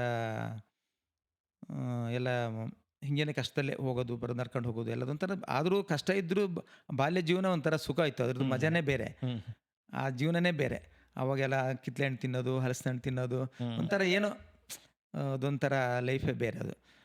ಇದು ಹಸುವಿನ ನೆನಪು ನಮಗೆ ಎಲ್ಲ ಬರ್ತಿರ್ಲಿಲ್ಲ ಅವಾಗ. ಆಮೇಲೆ ಅಲ್ಲಿಂದ ನಾನು ಎಲ್ಲ SSLC ಫೇಲ್ ಆಯಿತು. ಫೇಲ್ ಆದ ತಕ್ಷಣ ನಾವು ನಮ್ಮ ಅಣ್ಣೆಲ್ಲ ಸ್ವಲ್ಪ ಜೋರು ಮಾಡೋಕ್ಕೆಲ್ಲ ಶುರು ಮಾಡ್ದೆ, ಹಾಗೆ ಹೀಗೆ ಅಂತೇಳಿ. ಆಮೇಲೆ ಅವ್ನಿಗೆ ಸ್ವಲ್ಪ ಅದು ಬೇಜಾರಾದ್ಮೇಲೆ ನೋಡೋಣ ಅಂತೇಳಿ ಈ ಬಟ್ಟೆ ತಗೊಂಡು ಸೀದಾ ಚಿಕ್ಕಮಗಳೂರಿಗೆ, ಏನಾರು ಒಂದು ಬದುಕು ಕಾಣ್ಬೇಕಂತೇಳಿ ಚಿಕ್ಕಮಗಳೂರಿಗೆ ಹೋದೆ. ಚಿಕ್ಕಮಗಳೂರಿಗೆ ಹೋಗ್ಬಿಟ್ಟು ಜಾಬ್ ಮಾಡಿದೆ. ಜಾಬ್ ಮಾಡ್ಕೊಂಡು ಟ್ಯೂಷನ್ನಿಗೆ ಹೋಗ್ತಾಯಿದ್ದೆ. ಟ್ಯೂಷನ್ನಿಗೆ ಹೋಗ್ಬಿಟ್ಟು ಅಲ್ಲಿಂದ SSLC ಕಟ್ಟಿದೆ, ಟ್ಯೂಷನ್ನಿಗೆ ಹೋದೆ. ಆಮೇಲೆ SSLC ಆಯಿತು. ಆದಮೇಲೆ ನನಗೆ ಮುಂದೆ ಏನು ಓದ್ಬೇಕಂತ ಏನು ಮನಸ್ಸಾಗಲಿಲ್ಲ. ಏನಾದರೂ ಒಂದು ಮಾಡ್ಬೇಕಲ್ಲ. ನಾನು ಬಿಸ್ನೆಸ್ ಫೀಲ್ಡಿಗೆ ಹೋಗಿ ಕೆಲಸಕ್ಕೆ ಸೇರಿಸ್ಕೊಂಡಿದ್ದೆ, ಬಿಸ್ನೆಸ್ ಇರುತ್ತೆ. ಏನಾರು ಮಾಡಬೇಕು, ಓದಿನ ಬಗ್ಗೆ ನನಗೆ ಆಸಕ್ತಿ ಇಲ್ದಂಗೆ ಆಗ್ಬಿಡ್ತು. ಹೀಗೆ ಎಲ್ಲ ಸ್ವಲ್ಪ ದಿವಸ ಎಲ್ಲ ವರ್ಕ್ ಎಲ್ಲ ಮಾಡಿದೆ. ಮತ್ತು ಏನಾರು ಬದಲಾವಣೆ ಆಗ್ಬೇಕು ಅಂಥೇಳಿ ಸ್ವಲ್ಪ ದುಡ್ಡೆಲ್ಲ ಕಲೆಕ್ಟ್ ಮಾಡ್ಕೊಂಡೆ. ಒಂದು ದಿನಸಿ ಅಂಗಡಿ ಮಾಡಿದೆ. ಅಲ್ಲಿ ಕೆಸುವಿನ ಮನೆ ಭಾರಿ ಇದು ಅಲ್ಲಿ ಇಂಟೀರಿಯರ್. ಅಲ್ಲಿ ನಮ್ಮ ರಿಲೇಷನ್ ಒಂದು ತೋಟ ಮಾಡಿದ್ರು. ಅವ್ರ ಪಕ್ಕ ಅಲ್ಲಿ ನಾನೊಂದು ಅಂಗಡಿ ಮಾಡಿ ದಿನಸಿ ಅಂಗಡಿ ಮಾಡಿ ನಡೀತಾನೆ ಇತ್ತು. ಅಲ್ಲೇನೋ ಪ್ರಾಬ್ಲಮ್ ಆಯಿತು. ಅದನ್ನು ದಿನಸಿ ಅಂಗಡಿನ ಅವರ ಓನರ್ ನಮ್ಮನ್ನು ಬಿಡಿಸ್ಬಿಟ್ರು. ಆಮೇಲೆ ಮತ್ತೆ ಹಿಂಗೇನಿರ್ಬೇಕಾದ್ರೆ ಮತ್ತೆ ಅಲ್ಲಿಂದ ನಾನು ಹಾಸನಿಗೆ ಹೋದೆ. ಚಿಕ್ಕಮಂಗ್ಳೂರಿಂದ ಹಾಸನ್ಗೆ ಹೋದ್ರೆ ಹಾಸನ್ ನೀವು ಈಗ ಬಿಸ್ನೆಸ್ ಸ್ಟಾರ್ಟ್ ಮಾಡಬೇಕು ಅಂದಾಗ ಏಜ್ ಎಷ್ಟಿತ್ತು ನಿಮಗೆ? 10th ಪಾಸ್ ಆಯ್ತು ಅಂತ ಎಲ್ಲ 10th ಅಂದ್ರೆ ಈಗ ಲೆಕ್ಕ ಹಾಕೊಳ್ಳಿ. 10th ಅಂತ ಹೇಳಿದ್ರೆ 16-17 ಇಯರ್ಸ್ 16-17ಗೆ ನಾನು ಹೊರಗಡೆ ಸ್ಟಾರ್ಟ್ ಮಾಡಾಯ್ತು ನಿಮ್ಮ ಜರ್ನಿ ಜರ್ನಿ ಫ್ಯೂಚರ್ ಲೈಫ್ನ ರೆಡಿ ಮಾಡಕ್ಕೆ ಹೊರಟ್ರಿ ನೀವು. ಖಂಡಿತ ಖಂಡಿತ. ಸೂಪರ್. ಹಾಂ, ನಾನು ಹೊರಗಡೆ ಹೋದೆ. ನಾನು ಆಮೇಲೆ ಅಲ್ಲಿ ಅಂಗಡಿಯೆಲ್ಲ ಬಿಟ್ಟ ಮೇಲೆ ಮತ್ತೆಲ್ಲ ಅಲ್ಲಿ ದುಡ್ಡೆಲ್ಲ ಖಾಲಿ ಆಯಿತು. ಏನು ಮಾಡ್ತಾರೆ, ನಮ್ಮ ರಿಲೇಷನ್ ಒಬ್ಬರು ಹಾಸನಲ್ಲಿ ನಂದು ಒಂದು ಹೋಟೆಲ್ ಮ್ಯಾನೇಜ್ಮೆಂಟಿಗೆ ಅಂತ ಕಳಿಸಿದರು. ಅಲ್ಲದನ್ನು ಹೋಟೆಲ್ ಒಳ್ಳೆ ಇಂಪ್ರೂವ್ಮೆಂಟ್ ಮಾಡಿದೆ. ಒಳ್ಳೆ ಹೆಸರು ಬಂತು, ಚೇತನ್ ಹೋಟೆಲ್ ಅಂತ. ಒಳ್ಳೆ ಹೆಸರೇ ಮಾಡಿದೆ. ಎಲ್ಲ ಕುಕ್ ಎಲ್ಲ ಕರ್ಕೊಂಡು ಬಂದು ಮಾಡಿ ಎಲ್ಲ ಮಾಡಿ ಒಳ್ಳೆ ಹೆಸರನ್ನೇ ತಗೊಂಡು ಬಂದು ನಂತರದಲ್ಲಿ ಅಲ್ಲೂ ಅವರಿಗೆ ಬಿಸ್ನೆಸ್ ಎಲ್ಲ ಎಕ್ಸ್ಟೆಂಡ್ ಮಾಡಿ ನನಗೆ ಬಿಟ್ಕೊಡ್ತೀನಿ ಅಂತ ಹೇಳಿದರು. ನೀವು ಚೆನ್ನಾಗಿ ಇಂಪ್ರೂವ್ಮೆಂಟ್ ಆದಮೇಲೆ ನಿನಗೆ ಹ್ಯಾಂಡ್ ಓವರ್ ಮಾಡ್ತೀನಿ ಅಂತ ಹೇಳಿದ್ರು. ಅವ್ರು ನನಗೆ ಹ್ಯಾಂಡ್ ಓವರ್ ಮಾಡಲಿಲ್ಲ. ನಾನು ಕೇಳೋದು ನನ್ನ ಮೇಲೆ ಕಣ್ಣು ಬಿದ್ಬಿಟ್ಟು ಅವರಿಗೆ, ಬಿಡಪ್ಪ ನಾವೇ ನಡೆಸ್ತೀವಿ, ನೀನು ಬೇರೆ ದಾರಿ ನೋಡ್ಕೊ. ಅಲ್ಲೂ ಹಿಂಗಾಗ್ಬಿಡ್ತಲ್ಲ, ದೇವರೇ ಒಳ್ಳೆ ಕಥೆ ಆಗ್ಬಿಡ್ತಲ್ಲ ಅಂಥೇಳಿ, ಇದೇನೆಲ್ಲ ಈ ಥರ ಕಥೆಗಳು ಅಂತೇಳಿ ಸರಿ ಹಿಂಗೆ ಇದ್ದಲ್ಲಿ ಫ್ರೆಂಡ್ಸ್ ಎಲ್ಲ ತುಂಬ ಫ್ರೆಂಡ್ಸ್ಗಳಿದ್ರು. ಆಮೇಲೆ ಅವ್ರುಗಳೆಲ್ಲ ನಾವು ಬಿಸ್ನೆಸ್ ಮಾಡ್ತಿದ್ದು, ನನ್ನ ಆ ಬಿಸ್ನೆಸ್ ಟ್ಯಾಕ್ಟಿಕ್ಸ್ ಎಲ್ಲ ನೋಡ್ತಾಯಿದ್ರು. ಆಗ ಅವರು ಏನು ಮಾಡಿದರು, ಇನ್ನೊಬ್ಬ ಅಲ್ಲೇ ಒಂದು ಲೋಕಲ್ ಅವರು ನಾವೊಂದು ಹೋಟೆಲ್ ಮಾಡೋಣ ಅಂತೇಳಿ, ನೀವು ಒಂದು ಪಾರ್ಟ್ನರ್ ಆಗ್ತಾ ನೀವು ಬರೀ ಮ್ಯಾನೇಜ್ಮೆಂಟ್ ಮಾಡಿ ನಡೆಸಿ ಸಾಕು. ಎಸ್ ಸರ್, ನಮಗೊಂದು ಬೇಕಲ್ಲ ಜೀವನಕ್ಕೆ ಒಂದು ದಾರಿ. ಹೌದು. ಆಮೇಲೆ ಸರಿ ಅಂಥೇಳಿ ಹೋಟೆಲ್ ಸ್ಲೇಟ್ಸ್ ಹಾಲ್ ಅಂತಿದೆ ಹಾಸನಲ್ಲಿ, ಅಲ್ಲಿ ಹೋಟೆಲ್ ಪಲ್ಲವಿ ಅಂತ ಮಾಡಿದ್ದು. ಅದನ್ನು ನಾನೇ ಮ್ಯಾನೇಜ್ ಮಾಡಿ ಒಳ್ಳೆ ಕ್ಲಿಕ್ ಮಾಡಿದ್ದು. ಅಲ್ಲಿ ಸ್ವಲ್ಪ ರೌಡಿಸಮ್, ಅವಾಗೆಲ್ಲ ಭಾರಿ ರೌಡಿಸಮ್ ಇತ್ತು ನಾನಿದ್ದ ಟೈಮಲ್ಲಿ ಅಲ್ಲಿ. ಆಮೇಲೆ ನನ್ನ ಎದುರುಗಡೆನೇ ಒಬ್ಬನ ಕೈ ಕಟ್ ಮಾಡಿದ್ದು ಎಲ್ಲ ನಾನು ಕಣ್ಣಾರೆ ನೋಡಿದ್ದೆ. ನನಗೊಂದ್ಸರಿ ಈ ಊರು ಬೇಡ ಎಂಥದ್ದು ಬೇಡ ನಂಗೆ ಆಗ್ಬಿಡೋದು. ಆ ಥರದ್ದೆಲ್ಲ ಅನುಭವಿಸ್ಬಿಟ್ಟಿದ್ದು. ಆಮೇಲೆ ಹೆಂಗೋ ಮಾಡ್ಕೊಂಡಿದ್ದು. ಆಮೇಲೆ ಮತ್ತೆ ಲಾಸ್ಟಿಗೆ ಪಾರ್ಟ್ನರ್ಶಿಪ್ ಅಂದ್ರೆ ಗೊತ್ತಲ್ಲ, ಹೌದು, ಅಲ್ಲಿ ಡಿಫ್ರೆನ್ಸಸ್ ಬಂದೇ ಬರುತ್ತೆ. ಅಲ್ಲೂ ಡಿಫ್ರೆನ್ಸ್ ಆಯಿತು, ಎಲ್ಲ ಆಯಿತು. ಹೋಟೆಲ್ ಮತ್ತು ಸೇಲ್ ಮಾಡೋಂಥ ಅಲ್ಲೂ ಬಿಟ್ಟಾಯಿತು. ವಾಪಸ್ ಚಿಕ್ಕಮಂಗ್ಳೂರಿಗೆ ಬಂದೆ. ವಾಪಸ್ ನಮ್ಮೂರಿಗೆ ಚಿಕ್ಕಮಂಗ್ಳೂರಿಗೆ ಬಂದೆ. ಚಿಕ್ಕಮಂಗ್ಳೂರು ಫ್ರೆಂಡ್ಸ್ ಎಲ್ಲ ಇದ್ದರು. ಅದು ಇದು ಏನಾರು ಮಾಡಬೇಕು ಅಂತ ಸ್ವಲ್ಪ ಬಂಡವಾಳಲ್ಲಿ ನಂಗೆ ಸ್ವಲ್ಪ ಶೇರ್ ಸಿಕ್ತು. ಬಂದು ಬಂಡವಾಳ ಇತ್ತು. ಚಿಕ್ಕಮಂಗ್ಳೂರಿನಲ್ಲಿ ಬಂದಾಗ ಒಂದು ರೂಮ್ ಮಾಡ್ಕೊಂಡು ನಾನು ಸಿಟಿ ಕಾಂಪೌಂಡ್ ಅಂತ ಅಲ್ಲಿದ್ದು. ಅಲ್ಲಿಂದ ಲಾಸ್ಟಿಗೆ ಏನು ಮಾಡ್ಬೇಕಲ್ಲ, ಜೀವನ ಮಾಡ್ಬೇಕಲ್ಲ, ದುಡ್ಡು ಇಲ್ದೇ ಏನೂ ಮಾಡೋಕ್ಕಾಗಲ್ಲ. ದುಡ್ಡು ಇಲ್ದರೆ ಕಷ್ಟ ಆಗುತ್ತೆ. ಆಮೇಲೆ ಸೌದೆ ಅವಾಗೆಲ್ಲ ಕಾಫಿ ಬಡ್ಡೆ ಒಂದು ಎಲ್ಲ ಕೀಳೋರು, ಅದ್ರ ಬಿಸ್ನೆಸ್ ಅಂತ ಮಾಡಿದು. ಅದು ಒಟ್ಟಿಗೆ ಪಾರ್ಟ್ನರ್ಶಿಪ್ಪಲ್ಲೇ ಮಾಡ್ತಾರೆ. ಹಿಂಗೆ ಸ್ವಲ್ಪ ಹಂಗೆ ಎಲ್ಲ ಆಯಿತು. ಮತ್ತು ಆಮೇಲೆ ಲಾಸ್ಟಿಗೆ ಅಪ್ಪಗೆ ಹೆಲ್ತ್ ಅಪ್ಸೆಟ್ ಆಯಿತು. ಏನೇ ಆಗಲಿ ನಮ್ಮ ಅಪ್ಪ ಅಮ್ಮ ನೋಡ್ಕೊಂಡ್ರೆ ನಮಗೇನಾದರೂ ಒಂದು ಕೈ ಹಿಡಿಸ್ತದೆ, ಯಾವುದು ಕೈನೇ ಹಿಡಿಸ್ತಿಲ್ಲ ಅಂತೇಳಿ ವಾಪಸ್ಸು ಊರಿಗೆ ಮರಳಿ ಬಂದೆ. ಮರಳಿ ಬರ್ಬೇಕಾದ್ರೆ ಹಳೆ ಮನೆ, ಬೇರೆ ಮನೆಯಲ್ಲಿ ಒಂದು ಆ ಜೋಪಡಿ ಅಂತ ಮನೇಲಿದ್ದು ನಮ್ಮ ಅಣ್ಣ ಒಂದು ಮನೆ ಕಟ್ಸಿದ್ದೆ ಅಪ್ಪ. ಮತ್ತು ಅಲ್ಲಿ ಹಳೆ ನಮ್ಮ ಪ್ರಾಪರ್ಟಿಯಲ್ಲಿ, ಆ ಪ್ರಾಪರ್ಟಿನಲ್ಲಿ ಆ ಹಳೆ ಮನೆಯಲ್ಲಿ ಅಲ್ಲಿ ಮನೆಗೆ ಬಂದು ಅಲ್ಲಿಂದ ಅಪ್ಪ ಅಮ್ಮನ ನೋಡ್ಕೊಂಡು ಗದ್ದೆ ಐತಿ 3 ಎಕರೆ. ಅದೇ ನಮಗೆ ಅನ್ನ ಕೊಡ್ತದೆ. ನನ್ನ ಯಾವಾಗಲಿರೋದು ಗದ್ದೆನೇ ನಮ್ಮ ಅಪ್ಪ ಮಾಡೋಕೆ ಗೇಣಿ ಕೊಡ್ತಾಯಿದ್ರು. ಗದ್ದೆ ಮಾಡಿದಾಗ ಒಂದು ವರ್ಷ ಭಾರಿ ಭಕ್ತಿಯಿಂದ ಇದರಿಂದ ಮಾಡಿದೆ ನಾನು. ಆ ಗದ್ದೆ ನನಗೆ ನಮ್ಮ ಅಪ್ಪ ಮಾಡಿದಾಗ ಅವಾಗ ಅಷ್ಟು ಭತ್ತ ಮನೆಗೆ ಬರ್ತಿರ್ಲಿಲ್ಲ. ಆಮೇಲೆ ಪೂರ್ತಿ ಭತ್ತ ಎಲ್ಲ ತಗೊಬಂದು ಮನೆ ಕಟ್ಗೆ ಎಲ್ಲ ಕಟ್ಟಿ ಮನೆ ತುಂಬಿಸ್ಬಿಟ್ಟೆ. ನಮ್ಮ ಅಮ್ಮಂಗೆ, ಅಯ್ಯೋ ಮಗನೇ, ಏನು ಇಷ್ಟು ಲಕ್ಷ್ಮಿ, ನನ್ನ ಮದುವೆ ಆದಮೇಲೆ ನಾನು ನೋಡೇ ಇಲ್ಲ, ಲಕ್ಷ್ಮಿನ ಮನೆಗೆ ತುಂಬಿಸ್ದೆ, ಆ ದೇವ್ರು ನಿಂಗೆ ಒಳ್ಳೇದು ಮಾಡಲಿ ಮಗನೇ ಅಂತ ಹೇಳ್ದೆ. ನಂಗೆ ಅಷ್ಟು ಆನಂದ. ಮನೆ ತುಂಬ ಭತ್ತ, ಹೊಟ್ಟೆ ತುಂಬ ಊಟ, ಹಂಗೆಲ್ಲ ಆಯಿತು. ಆವಾಗ ಹಾಗೆ ಎಲ್ಲ ಮಾಡ್ಕೊಂಡು ಇದೆಲ್ಲ ಮಾಡ್ಕೊಂಡಿದ್ದೆ. ಆಮೇಲೆ ಅಷ್ಟೊತ್ತಿಗೆ ಏನಾದ್ರು ಒಂದು ಬಿಸ್ನೆಸ್ ಮಾಡ್ಬೇಕಂತ ಈಗ ಸೌದೆ ಎಲ್ಲ ಮಾಡ್ತಿದ್ದಾಗ ಶ್ವೇತ ಮೆಡಿಕಲ್ ಶ್ರೀಧರ್ ಪಕ್ಕದಲ್ಲೇ ಒಂದು ಖಾಲಿ ಆಗಿತ್ತು ಮಳಿಗೆ. ಶ್ವೇತ ಮೆಡಿಕಲ್ ಗೊತ್ತಲ್ಲ ನಿಮಗೆ, ಬಸ್ ಸ್ಟ್ಯಾಂಡ್. ಅಲ್ಲಿ ಒಂದು ಖಾಲಿ ಆಗಿತ್ತು. ಅದನ್ನು ಟೆಂಡರಿಗೆ ನನ್ನ ಏನೇ ಕಡ್ದು ಬಿಡ ಕೊಡೋದು ಅಂತೇಳಿ ನನ್ನ ಹಿಡಿಸಿದ್ರು ಅವರು. ನನಗೆ ಎಷ್ಟೇ ಆದರೂ ಬಿಡ ಕೊಡೋದು ಅಂತೇಳಿ ಸರಿ ಅಂತೇಳಿ ಆಮೇಲೆ ನಾನೇ ಹಿಡಿದೆ. ನನಗೆ ಸಿಕ್ತು ಆವಾಗ 750 ರೂಪಾಯಿನ ಬಾಡಿಗೆ. ಅಲ್ಲಿ ಕಷ್ಟದಲ್ಲಿ ಬರೀ 15,000 ರೂಪಾಯಿದಲ್ಲಿ ಅಂಗಡಿ ಮಾಡಿದ್ದೆ. ಆಗ ಅಂಗಡಿ ಮಾಡಿದಾಗ ಅದಕ್ಕೂ ಸಾಮಾನು ತರಬೇಕಾದ್ರೆ ಬರೀ 15,000 ರೂಪಾಯಿ ಬೆಂಗಳೂರಿಗೆ ಹೋಗಿ ತಗೊಂಡು ಬಂದೆ. ಅದರಲ್ಲೂ ಒಂದು ಇತ್ತು, ನನ್ನ ಜೊತೆ ನನ್ನ ಫ್ರೆಂಡ್ ಒಬ್ಬಿದ್ದ ರವಿ ಅಂತೇಳಿ, ಪಾಪ ಭಾರಿ ನಂಗೆ ಸಹಕಾರ ಮಾಡಿದ್ದೆ. ಹಾಲು ರವಿ ಅಂತೇಳಿ ತುಂಬ ಸಹಕಾರ ಮಾಡಿದ್ದೆ ಈ ಅಂಗಡಿ ಇಡೋಕ್ಕೆಲ್ಲ. ನಾನು ಪಾರ್ಟ್ನರ್ ಆಗ್ತೀನಿ ಕಣ ಅಂತೇಳಿ, ಯಾಕಂದರೆ ಅಂತ ಹೇಳ್ದೆ. ಆಯ್ತಾ, ನನಗೆ ಬೇಕಾದ್ರೆ ದುಡ್ಡು ಸ್ವಲ್ಪ ನಾನು ಇದು ಮಾಡ್ತೀನಿ ಪಾರ್ಟ್ನರ್. ನಾನು ಅದಕ್ಕೆ ಹೇಳಿದೆ, ರವಿ ನೀನು ಬೇಕಾದ್ರೆ ಅಂಗಡಿನೇ ನಂದು ಅಂತ ಹೇಳ್ಕೊ, ಈ ಪಾರ್ಟ್ನರ್ಶಿಪ್ ಮಾತ್ರ ಬೇಡ, ನೀನೇ ಬೇಕಾದ್ರೆ ನೀನು ಬೇಡ ಅಂತೇಳಿ. ಸಾಕಾಗ್ಬಿಟ್ಟಿತ್ತು ನಿಮಗೆ ಎಲ್ಲದರಲ್ಲೂ 3 ವರ್ಷದ ಪಾರ್ಟ್ನರ್ಶಿಪ್ ಮಾಡಿ ಮಾಡಿ ಮಾಡಿ ಮಾಡಿ ನಮ್ಮ ಹತ್ರ ಬಂಡವಾಳ ಇಲ್ಲ, ಹಾಗಾಗಿ ಪಾರ್ಟ್ನರ್ಶಿಪ್ ಮಾಡಲೇಬೇಕಿದ್ರೆ ಏನು ಮಾಡೋದು ಅಂತ ಆಯಿತು. ನಾನು ಅಷ್ಟೊತ್ತಿಗೆ ನನ್ನ ಅತ್ತೆ ಮಗಳು ರಮೇಶ, ನನಗೆ ನಾನು ಅಂಗಡಿ ಸೇಲ್ ಮಾಡಿಬಿಡ್ತೀನಿ ಅಂದೆ. ಅವಳು ಹೋಗಿ ಹೇಳಿದಾಗ, ನೀನು ಮದುವೆ ಆಗು, ಅಂಗಡಿ ಗಿಡೆಲ್ಲ ಮಾರಕ್ಕೆ ಹೋಗ್ಬೇಡ, ಮದುವೆ ಆಗು, ನೀನು ಸೆಟ್ಲ್ ಆಗ್ತೀವಿ. ಮದುವೆ ಸೆಟ್ಲ್ ಆದಮೇಲೆ ನನಗೆ ಹೆದರಿಕೆ, ಸಂಸಾರಕ್ಕೆ ಬದುಕು ಹೆಂಗೆ ಮಾಡೋದಪ್ಪ ಅಂದೆ. ಮದುವೆ ಆದಮೇಲೆ ಅವಳೊಂದು ಮದುವೆ ಆದಮೇಲೆ ನಾನು ಜೀವನ ಹಿಂತಿರುಗಿಯೇ ನೋಡಿಲ್ಲ. ಆಗ ಟಿಂಬರ್ ಮಾಡಿದ್ರೆ ಅದು ಅಮೌಂಟ್ ಸಿಕ್ತು. ಓಕೆ. ಅಷ್ಟೊತ್ತಿಗೆ ಆ ಸುರೇಶ್ ಅಣ್ಣ ಅಂತ ಮ್ಯಾನೇಜರು, ಹ್ಮ್. ಏನು ರಮೇಶ್ ಗೌಡ್ರು ಬರೀ ಬೆಳೆ ಅಂಗಡಿ ಇಟ್ಕೊಂತೀರ, ತೋಟ ಮಾಡ್ತೀನಿ. ಅಷ್ಟು ದುಡ್ಡಲ್ಲಿ ಎಲ್ಲಿ ತೋಟ ಮಾಡೋದು ಸುರೇಶ್ ಅಣ್ಣ ಅಂದೆ.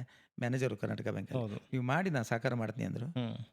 ನಾನು ಯಾವ ಬಾಯಲ್ಲಿ ಹೇಳಿದ್ರೆ ಗೊತ್ತಿಲ್ಲ. ನನ್ನ ಊರಲ್ಲೇ ನಾನು ತೋಟ ಸಿಗುತ್ತೆ ಅಂತ ನಂಗೆ ಗೊತ್ತಿರಲಿಲ್ಲ.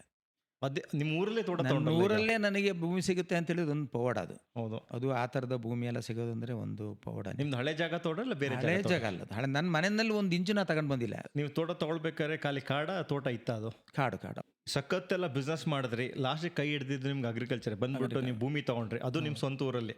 ಅದೊಂದು ಅದಷ್ಟು ಅಚೀವ್ಮೆಂಟ್ ಯಾವ್ದು ಇರಲ್ಲ. ಹೌದೌದು. ಭೂಮಿ ತಗೊಂಡಿದ್ದು ಒಂದು ದೊಡ್ಡ ಅಚೀವ್ಮೆಂಟ್. ಆಮೇಲೆ ದೊಡ್ಡ ಚಾಲೆಂಜಸ್ ಏನು ಬರುತ್ತೆ ಅಂತಂದ್ರೆ ಗಿಡ ಹಾಕಬೇಕು, ದುಡ್ಡಿಂದ ಫೈನಾನ್ಷಿಯಲ್ ನೀವು ಮ್ಯಾನೇಜ್ಮೆಂಟ್ ಮಾಡಬೇಕು. ಅದು ಹೆಂಗೆ ಮಾಡ್ತಾ ಬಂದ್ರಿ? ಫಸ್ಟಿಗೆ ಗಿಡ ಎಲ್ಲ ತಂದು ಹಾಕ್ಬೇಕಾದ್ರೆ ಭಾರಿ ಕಷ್ಟ ಆಗ್ಬಿಡ್ತು. ಕಷ್ಟ ಅಂದರೆ ಕಷ್ಟನೇ. ಯಾರ ಹತ್ರ ಬಡ್ಡಿ ತಗೊಂಡಿವಿ ಅದನ್ನ ಹೇಳೋಕ್ಕೆ ಅದು ಒಂದು ದೊಡ್ಡ ಕಥೆ ಆಗುತ್ತೆ ಬಿಡಿ, ದೊಡ್ಡ ಪುಸ್ತಕನೇ ಬರಿಬೋದು. ಆಮೇಲೆ ಬಡ್ಡಿ ದುಡ್ಡೆಲ್ಲ ತಂದು ಒಂದೇ ಸರಿ ಪ್ಲ್ಯಾಂಟ್ ಮಾಡಿದೆ. ಕಾವೇರಿನೂ ಹಾಕಿದೆ. ಇಂಟರ್ ಪ್ಲ್ಯಾಂಟ್ ಮಾಡಿ ಕಾವೇರಿನೂ ಹಾಕಿದೆ. ಕಾವೇರಿ ಭಾರಿ ಚೆಂದಾಗಿ ಮಾಡಿದ್ದೆ ತೋಟ. ಕಾವೇರಿ ತೋಟನ ಒಬ್ಬರು ನಮ್ಮ ನೋಡಿ ಇಷ್ಟೆಲ್ಲ ಚೆಂದಾಗಿ ಮಾಡಿದೀಯಾ. ಅವಾಗ ರೇಟ್ ಇತ್ತು. ಅವಾಗ ಒಂದು 2002ರಲ್ಲಿ 3ರಲ್ಲಿ ಅವಾಗ ಒಂದು ರೇಟ್ ಒಂದು ಹೈಕ್ ಓಪನ್ ಆಗಿತ್ತು. ಮಾರ್ಕೆಟ್ ಓಪನ್ ಮಾರ್ಕೆಟ್ ಆಗಲೇ. ಆಗ ನನಗೆ ಬೆಳೆ ಬಂದಿರಲಿಲ್ಲ. ಗಿಡ ಭಾರಿ ಸಮೃದ್ಧಿಯಾಗಿತ್ತು ಭಾರಿ. ಆ ವರ್ಷ ನಂಗೆ ಒಳ್ಳೆ ಕಾವೇರಿ ಬಂದ್ಬಿಡ್ತು. ಅಷ್ಟು ಚೆನ್ನಾಗಿ ಬಂತು, ಒಳ್ಳೆ ಕ್ರಾಪು.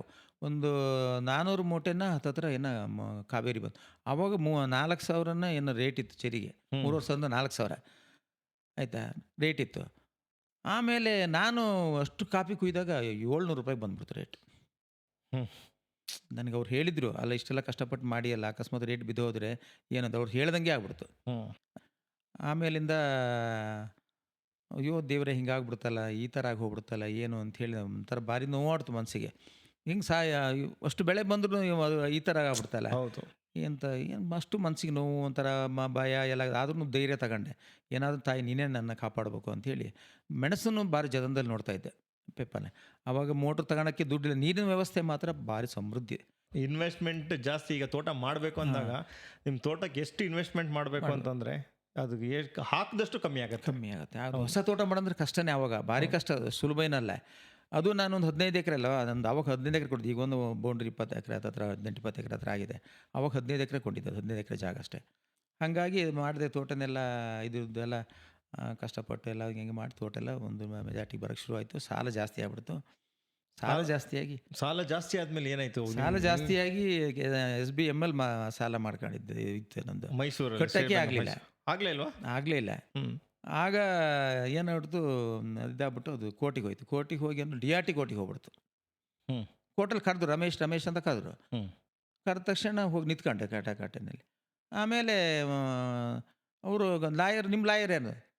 ಆಮೇಲೆ ಇಲ್ಲ ಲಾಯರೇ ಇಲ್ಲ, ಅವ್ನು ನೋಡ್ತೀನಿ ಬಂದು. ಆಮೇಲೆ ಹೇಳಿದೆ ಜಡ್ಜಿಗೆ, ನಾನೇ ಹೇಳಿದೆ, ಸ್ವಾಮಿ ನನ್ನ ಲಾಯರಿಗೆ, ನಮ್ಮ ಲಾಯರ್ ಇಟ್ಟಿದ್ದೆ, ಅವ್ರಿಗೆ ಸ್ವಲ್ಪ ದುಡ್ಡು ಕೊಟ್ಟಿದ್ದೆ. ಆಮೇಲೆ ದುಡ್ಡು ಕೊಡೋಕ್ಕೆ ನನ್ನ ಕೈಲಿ ಆಗಲಿಲ್ಲ, ಕೊಟ್ಟಿಲ್ಲ, ಹಾಗಾಗಿ ಬಂದಿಲ್ಲ ಅಂತ ಕಾಣಿಸ್ತು. ನಾನೇ ಹೇಳ್ಕೊಂತೀನಿ ಸ್ವಾಮಿ ಅಂದೆ. ಆಮೇಲೆ ನನ್ನ ಕಥೆನ ನಾನು ಎಲ್ಲ ಹೇಳಿದೆ. ಹಿಂಗೆ ಪ್ರಾಪರ್ಟಿ ಮಾಡಿದ್ದು ತುಂಬ ಕಷ್ಟ ಎಲ್ಲ ಇದೆ. ಪ್ರಾಪರ್ಟಿ ಅಗ್ರಿಕಲ್ಚರ್ ಲ್ಯಾಂಡಿಗೆಲ್ಲ ಮಾಡೋದು ತುಂಬ ಹಂಗೆಲ್ಲ ಸಾಲ ಆಯಿತು. ನಾವು ಕಟ್ಟಬಾರ್ದು ಅಂತ ಏನು ಉದ್ದೇಶ ಇರಲಿಲ್ಲ. ಹಿಂಗೆಲ್ಲ ಕಷ್ಟ ಬಂದು ಹಿಂಗೆಲ್ಲ ಆಯಿತು. ಈಗೊಂದು ಎಲ್ಲ ಸರ್ಕಾರದ ಲೆವೆಲಲ್ಲಿ ನಡೀತಾ ಇದೆ. ವಿದರ್ಭ ಪ್ಯಾಕೇಜ್ ನಮ್ಮನ್ನು ಸೇರಿಸಿದ್ದಾರೆ. ಅದೇನಾರ ಇದಾದರೆ ಸ್ವಾಮಿ, ಒಂದು ಈಗೆಲ್ಲ ಒಂದು ನಿಯೋಗ ಹೋಗಿದ್ದು, ಅದನ್ನೆಲ್ಲ ನಮ್ಮ ಕಾಪಿ ಬೋರ್ಡ್ ಚೇರ್ಮನ್ನು ಎಲ್ಲ ಹೋಗಿದ್ದು ಮಾಡಿ ಅದನ್ನೆಲ್ಲ ಇದು ಮಾಡಿದ್ದಾರೆ. ಇನ್ನೊಂದು 2 ತಿಂಗಳಲ್ಲಿ, ಒಂದು 3 ತಿಂಗಳಲ್ಲಿ ಅದು ಸರಿಯಾದರೆ ನನಗೆ ಪುನರ್ಜನ್ಮ ಸಿಕ್ಕಿದಂಗೆ ಆಗುತ್ತೆ ಸ್ವಾಮಿ, ನೀವೊಂದು ಸಹಕಾರ ಮಾಡಿ ಸ್ವಾಮಿ ಅಂಥೇಳಿ ಸುಮ್ಮನೆ ಕೈ ಮುಗಿದು ಸುಮ್ಮನೆ ಆದೆ ಅಷ್ಟೇ. ಅವ್ರು ಎಂಥದ್ದು ಬರೆದ್ರು, ಫೈಲ್ ತೆಗೆದು ಆ ಕಡೆಗೆ ಹೆಸರು. ನನಗೆ ಏನು ಹರಾಜಿಗೆ ಬರೆದ್ರೆ, ನನಗೆ ಹೊರಗಡೆ ಬರ್ಬೇಕಾರೆ ಎಲ್ಲ ಬೆವತ್ತು ಕಿತ್ಕೊಂಡು ಹೊರಗಡೆ ಬಂದೆ. ಅಯ್ಯೋ ದೇವರೇ, ಇಷ್ಟೆಲ್ಲ ಮಾಡಿದ್ದು ಏನು ಮಾಡೋದಪ್ಪ ನಂಗೆ ಆಗ್ಬಿಡ್ತು. ಆಮೇಲೆ ಹೇಳು ನಾನು, ನೀವು ಹಿಂಗೆ ನೀವು ಇವತ್ತು ನೋಡಿ ಫೈನಲ್ಲು ಅವ್ರು ಏನು ಬರ್ದಾರೆ ಯಾರಿಗೆ ಗೊತ್ತುಂಟು. ಅವರೆಲ್ಲರ ಹರಾಜು ಅಂತ ಬರೆದ್ರೆ ಹರಾಜಿಗೆ ಹೋಗ್ತದೆ. ನನಗೆ ಏನು ಮಾಡೋದು ಮೇಡಮ್, ನನಗೆ ಗೊತ್ತಾಗಿಲ್ಲ, ನಾನು ತಪ್ಪು ಮಾಡಿಬಿಟ್ಟೆ. ಹಂಗೆ ಇರಿ ನೋಡೋಣ, 2 ಗಂಟೆ ಆಗಿತ್ತು, ಇರಿ ನೋಡೋಣ, ಅವರು ಜಡ್ಜು ಹೋಗ್ತಾರಲ್ಲ, ಹೋದ ಫೈಲಲ್ಲಿ ಏನು ಮಾಡಿದ್ದಾನೆ ನೋಡೋಣ ಅಂಥೇಳಿ. ಆಮೇಲೆ ಸರಿ ಅಂಥೇಳಿ 2 ಗಂಟೆ ಕಳೀತು. ಒಂದು 50 ರೂಪಾಯಿ ಕೊಟ್ಟಿರಿ ಅವನಿಗೆ, ನೋಡ್ಬೇಕಲ್ಲ ಫೈಲೆ. ಒಂದು 50 ರೂಪಾಯಿ ಅವ್ರಿಗೆ ಕೊಟ್ಟೆ. ಮೇಡಮ್ ಹತ್ರ ಕೊಡಿ, ನೋಡೋಣ. ನೋಡಿದಾಗ ಅವ್ರು ಜಡ್ಜ್ ಎದ್ದು ಹೋದ್ರು. ತೆಗ್ಸಿ ನೋಡಿದಾಗ 6 ತಿಂಗಳು ಎಕ್ಸ್ಟೆಂಡ್ ಮಾಡಿ ಬರ್ದಿದ್ರು ವಿದರ್ಭ ಪ್ಯಾಕೇಜಲ್ಲಿ. ಮನ್ನಾ ಆಯಿತು. ಅಲ್ಲೆಲ್ಲ ಮನ್ನಾ ಆಯ್ತು. ಸಾಲನೇ ಬೇಡಪ್ಪ ನಿಮ್ಮ ದೇವ್ರನ್ನ. ಸೆಕೆಂಡ್ ಚಾನ್ಸ್ ಅದಕ್ಕೆ ಲೈಫಲ್ಲಿ. ಅಣ್ಣ ನಾನು ಒಂದು ಏನು ಅಂತಂದರೆ ನಿಮ್ಮದು ಪ್ಯಾಕೇಜ್ ಆಫ್ ಪ್ರಾಕ್ಟೀಸ್ ಬೇಕಾಯಿತು ಮೆಣಸಿದು. ಯಾಕೆ ಅಂತಂದರೆ 30 ಇಯರ್ಸ್ ಕನ್ಸಿಸ್ಟೆನ್ಸಿ ನೀವು ಕುಯ್ತಾ ಇದ್ದೀರಾ ಅಂತಂದರೆ, ಫಾರ್ ಎಕ್ಸಾಂಪಲ್ ಒಂದು 5-6 ವರ್ಷ ಚಿಕ್ಕ ಗಿಡದಿಂದ ಆಮೇಲೆ ರೆಗ್ಯುಲರ್ ಆಗಿ ಬಳ್ಳಿ ಡ್ಯಾಮೇಜಸ್ ಭಾರಿ ಕಮ್ಮಿ ಆಗ್ತೈತೆ ನಿಮ್ದು, ಕಮ್ಮಿ ಅಂತ ಹೇಳಿದ್ರಿ. ಅದೇನು ಪ್ಯಾಕೇಜ್ ಆಫ್ ಪ್ರಾಕ್ಟೀಸ್ ಏನು ಮಾಡ್ತೀರಾ ಅಂತ? ನಾನು ವಿಶೇಷವಾಗಿ ಏನೂ ಮಾಡಲ್ಲ, ಅದು ಒಂಥರ ಹೂವಿನ ಗಿಡ ಬೆಳೆಸ್ದಂಗಷ್ಟೇ. ನಾವು ಅದೇ ಹೇಳಿದ್ನಲ್ಲ ನಿಮಗೆ, ಈಗ ಮಲ್ಚ್ ಮಾಡೋದು, ಈಗ ಅವೆಲ್ಲ ಮಲ್ಚ್ ಮಾಡಾಗಿದೆ. ಆಮೇಲೆ ಅದರಲ್ಲಿ ಡಿಸೆಂಬರ್ ನೀರು ಕೊಟ್ಟಾಗಿದೆ ಓಸೋಪಲ್ಲಿ, ಮತ್ತು ಕುಯ್ಯುವ ಫಸಲಿದ್ದಾಗ 2 ರೌಂಡ್ ನೀರು ಕೊಟ್ಟಿದ್ದೀನಿ. ಆಯಿತು. ಈಗ ಒಂದು ಮೈಕ್ರೋ ನ್ಯೂಟ್ರಿಯೆಂಟ್ಸು ಆಮೇಲೆ ಬಡ್ಡೆ ಬಿಡಿಸ್ತೀನಿ, ಮೈಕ್ರೋ ನ್ಯೂಟ್ರಿಯೆಂಟ್ಸ್ ಈಗ ಕೊಡ್ತೀನಿ, ಈಗ ಕೊಡ್ತೀನಿ. ಕೊಟ್ಬಿಟ್ಟು ನೀರು ಹೊಡೆದ್ಬಿಟ್ಟು ಅದು ಎಲ್ಲ ಆದಮೇಲೆ ಮತ್ತೇನು ಕೆಲಸ ಮಾಡಲ್ಲ. ಸುಮ್ಮನೆ ಏನಾರ ಮೇ ತಿಂಗಳಲ್ಲಿ ಒಂದು ಕಾಂಪೇನಿಯನ್ನು ಆಮೇಲೆ ಕ್ಲೋರೋಪರಿಪಾಸ್ ಯಾವ್ದಾರ ಹಾಕಿ ಒಂದು ಸ್ಪ್ರೇ ಮಾಡ್ತೀವಿ. ಆಮೇಲೆ ನೆಕ್ಸ್ಟು ಏನು ಸುಮ್ಮನೆ ಫೀಡಿಂಗ್ ಮಾಡೋದು, ಗೊಬ್ಬರ, ಕಾಂಪ್ಲೆಕ್ಸ್ ಗೊಬ್ಬರ ಕೊಡೋದು. ಅವಾಗ ಗೊಬ್ಬರ ಅಂದರೆ ಗೊಬ್ಬರ ಕಡಿಮೆ ಕೊಟ್ಟರೆ ಪ್ರಯೋಜನ ಆಗಲ್ಲ. ಇವೆಲ್ಲ 200 ಗ್ರಾಮು 250 ಗ್ರಾಮ್ ಎಲ್ಲ ಹಾಕ್ತಾರೆ ಒಂದು ಗಿಡಕ್ಕೆ. 10 ಕಾಫಿ ಗಿಡದಷ್ಟು, ಕಾಫಿ ಗಿಡಕ್ಕೆ 250 ಗ್ರಾಮ್, ಅದು ಮೆಣಸಿಗೆ 250 ಗ್ರಾಮ್ ಹಾಕಿದ್ರೆ ಆಗಲ್ಲ. ಒಂದು ಅರ್ಧ ಕೆ ಜಿ ಎಲ್ಲ ಬೇಕು. ದೊಡ್ಡ ದೊಡ್ಡ ಬಳ್ಳಿಗೆಲ್ಲ ಅರ್ಧ ಕೆ ಜಿ, ಮುಕ್ಕಾಲು ಕೆ ಜಿ ಬೀಳ್ಬೇಕು, ಚೆನ್ನಾಗಿ ಬೀಳಬೇಕು. ಅಂದರೆ ಅಷ್ಟು ಅದಕ್ಕೆ ತಗೊಳೋದಕ್ಕೆ ಇದಿರುತ್ತೆ. ಒಂದು 10 ಕಾಫಿ ಗಿಡದಷ್ಟು ಇರುತ್ತೆ. ಒಂದು ಅರ್ಧ ಕೆ ಜಿ ಮೇಲೆ ಹಾಕಬೇಕಾ? ಒಂದು ಅರ್ಧ ಕೆ ಜಿ ಬೇಕು. ನಾವು ದೊಡ್ಡ ಬಳ್ಳಿಗೆಲ್ಲ ನಾವು 500-600 ಗ್ರಾಮ್ ಎಲ್ಲ ಹಾಕ್ತೀವಿ, ದೊಡ್ಡ ಬಳ್ಳಿಗೆಲ್ಲ. ಆಯಿತಾ? ಅದಕ್ಕೆ ಫುಡ್ ಇಲ್ಲದೆ ಹೋದ್ರೆ ಸರಿ ಹೋಗುತ್ತೆ, ಅದು ಬೇಕಲ್ಲ, ತಿನ್ನೋಕ್ಕೂ ಬೇಕಲ್ಲ, ಹಾಕ್ತೀವಿ. ಆಮೇಲಿಂದ ಈಗ ಹಸ್ನೆಲ್ಲ ಹಾಕಿ ಒಂದು 3 ರೌಂಡ್ 4 ರೌಂಡು ಕೊಡ್ತೀವಿ. ಕಾಂಪ್ಲೆಕ್ಸೇ ಕೊಡೋದು ಮಾತ್ರ. ಯಾಕಂದರೆ ಯೂರಿಯಾ ಎಲ್ಲ ಕೊಟ್ಬಿಟ್ರೆ ಮಳೆ ಬೀಳೋ ಜಾಗ ಅಲ್ಲ, ತುಂಬ ಕಷ್ಟ ಆಗುತ್ತೆ.